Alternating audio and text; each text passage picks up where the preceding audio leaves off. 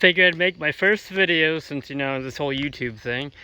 This is my 88 Comanche. It's running a 5.3 TH350 231 setup. It's on a 3-link, 4-link setup. Side pipe exhaust, 9-inch rear end, Dana 44 up front. Had a full cage put in it. Then obviously we plan on putting it through the back into the bed at some point. Mastercraft seats, B&M shifter. I have all my switches down there for my fans. Custom gauge setup. Now I do daily this on occasion when it's nice out, obviously. Fox shocks, 4-link, 9-inch setup. I mean, it is fun. My trans cooler's tucked way up there. Now my fuel system is pretty simple. It's a Motobilt Fuel Cell, and obviously you could run an XJ or TJ pump setup.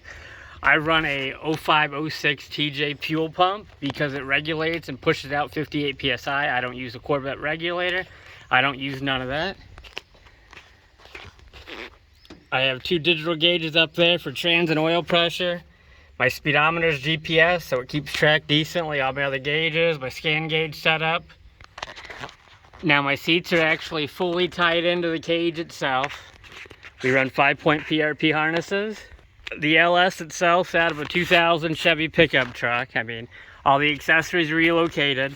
I still run a stock Cherokee aluminum radiator with 3 electric fans, and it keeps it decently cool. Eventually I do plan on upgrading. My wiring harness is just an eBay harness. I did transfer this setup from another Cherokee into this. I run a rough country switch panel. GM ECU's mounted down there. My wiring, like I said, is kind of a mess. It's eventually going to get changed. I have a custom grill built by a buddy down in New Mexico. And then 3-link setup. The only thing that bugs me on this is the 3-link itself is a passenger 3-link and not an actual driver's side setup. Maybe down the road that will get switched.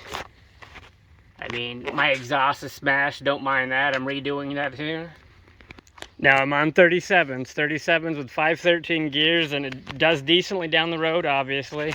My TH350 has no overdrive, so obviously you got to account to that when you go down the road.